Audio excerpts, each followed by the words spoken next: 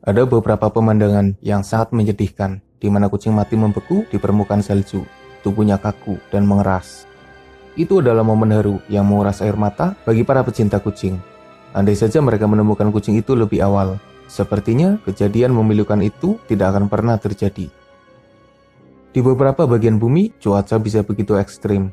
Misalnya di gurun pasir, cuaca bisa saja begitu panas dan menyebabkan hewan mati kepanasan hingga mengering. Sementara di wilayah kutub, cuaca bisa begitu dingin, menyebabkan terjadinya pembekuan. Entah air yang membeku, tanaman, bebatuan, tanah, udara, dan hewan-hewan juga menghadapi ancaman serupa yang bisa mematikannya. Beberapa kucing masih beruntung ketika menghadapi cuaca dingin. Ada kasus di mana kucing terjebak di permukaan es karena kakinya menempel dan membeku pada permukaan es. Kucing itu bahkan sempat mengalami luka karena serangan anjing. Untungnya ada orang baik yang datang tepat waktu dan lalu menolongnya. Orang baik melepaskan kaki kucing yang menempel pada permukaan es. Dengan perlahan, mereka melepaskannya supaya tidak melukai kucing. Mereka lalu memberikan pengobatan serta perawatan terhadap lukanya, hingga akhirnya kucing itu bisa selamat dan hidup normal kembali. Ada pula momen serupa di mana orang baik menolong kucing yang membeku dan sekarat. Andai tidak segera diselamatkan, sepertinya kucing itu juga akan membeku dan mati mengenaskan. Sebagai tambahan informasi, tidak semua kucing rumahan hidup di dalam rumah dengan majikan yang baik hati. Di beberapa wilayah, populasi kucing terlalu banyak. Mereka hidup liar di pemukiman manusia.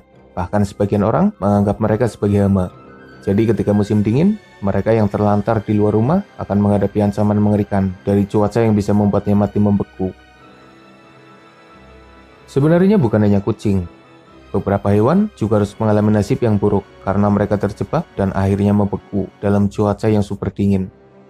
Sebagian membeku di permukaan, tubuhnya sudah kaku dan tidak bergerak, sementara lapisan salju sudah mulai menyelimutinya. Sebagian dari mereka mati dengan kondisi yang menyedihkan, sementara yang lain masih bisa selamat. Pasalnya ada orang baik yang menemukan mereka dalam kondisi sekarat dan hampir mati membeku. Pertolongan manusia menyebabkan mereka bisa selamat dari pembekuan yang mengerikan. Biasanya pertolongan yang diberikan dengan melepaskan lapisan salju dan es yang menempel di tubuhnya, menyiramnya dengan air hangat, menyelimutinya, dan memberikan obat-obatan supaya mereka bisa bertahan dari pembekuan.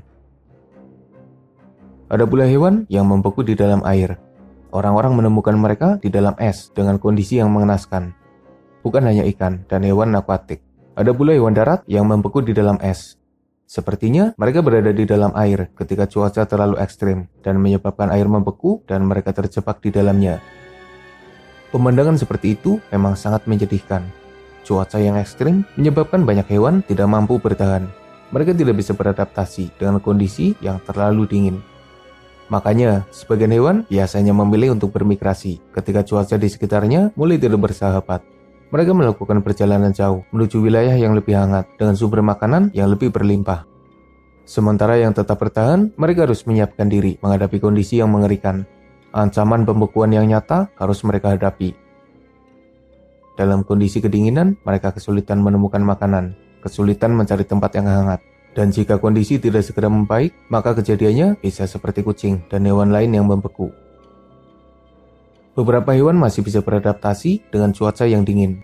Sebagian dari mereka mengkonsumsi makanan yang banyak, membuat tubuhnya bisa tetap hangat. Sementara yang lain memilih untuk berlindung di tempat hangat. Hibernasi adalah kegiatan yang umum dilakukan oleh beberapa hewan. Misalnya tupai, sikung, ular, lebah, beruang, kelelawar, dan lain sebagainya. Mereka mencari tempat yang aman dan nyaman, biasanya di dalam gua atau sarang. Tidak ada kegiatan yang mereka lakukan. Selama musim dingin, mereka hanya berdiam diri, tidur panjang, dan tidak banyak bergerak. Sebenarnya, itu adalah proses pertahanan diri. Mereka sengaja berdiam diri supaya metabolisme tubuhnya menurun, sehingga energi yang tersisa bisa membuatnya tetap hidup hingga musim dingin berakhir. Selama masa hibernasi, mereka tidak makan, sehingga mereka harus menghemat energi yang tersisa. Lagian mau makan apa coba? Musim dingin, nyari makan susah. Berbicara mengenai hewan yang membeku, sebenarnya ada beberapa jenis yang sengaja membiarkan dirinya membeku. Tapi hebatnya, mereka masih bisa bertahan hidup. Aligator beberapa kali kedapatan membeku di lapisan es. Mungkin kelihatannya aligator itu juga bernasib sama seperti yang lain. mati dengan tubuh yang kaku. Tapi sebenarnya mereka masih hidup, dan itu adalah teknik pertahanan diri aligator selama musim dingin yang ekstrim. Aligator tetap berada di dalam air yang suhunya lebih hangat, sementara moncongnya ada di permukaan supaya bisa bernafas. Ketika permukaan air membeku, aligator berdiam diri tapi tidak mati. Beberapa bahkan bisa terjebak di lapisan es dalam waktu lama. Aligator menggunakan teknik yang sama seperti reptil lainnya, teknik brumation, di mana mereka menurunkan metabolisme tubuhnya. Tapi sebenarnya bertahan di permukaan air yang membeku sangat berbahaya, karena mereka adalah hewan berdarah dingin. Jadi beberapa yang sembunyi di lubang tanah malah lebih aman. Selain aligator, beberapa hewan yang bisa bertahan dari pembekuan tubuhnya adalah kura-kura berwarna, iguana, katak kayu Alaska, kumbang gelap, dan ulat Arktik.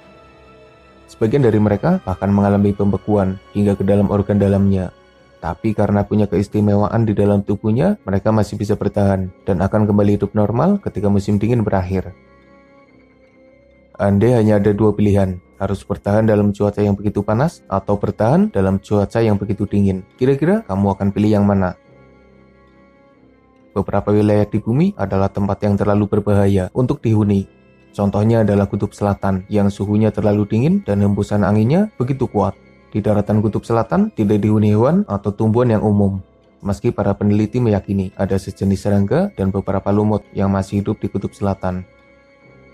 Belum lagi jika kita menilik bagaimana ekstrimnya kondisi di wilayah Dalol, bagian dari negara Ethiopia yang dikenal sebagai daratan terpanas.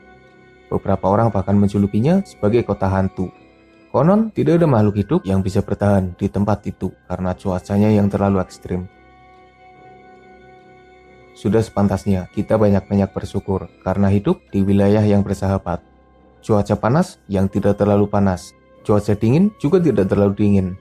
Tanahnya subur, ditumbuhi banyak tanaman yang beraneka ragam, dihuni oleh berbagai hewan. Dan jangan lupa bahwa kita hidup di sekitar orang-orang yang baik, ramah, bersahabat. Meski sebagian tetap saja ada yang polanya lucu dan aneh. Bayangkan jika kita yang terbiasa hidup di lingkungan yang nyaman harus dipaksa pindah ke wilayah super dingin atau bahkan super panas. Sepertinya kita tidak bisa bertahan dalam waktu yang lama karena tubuh kita tidak siap untuk menghadapi cuaca yang terlalu ekstrim.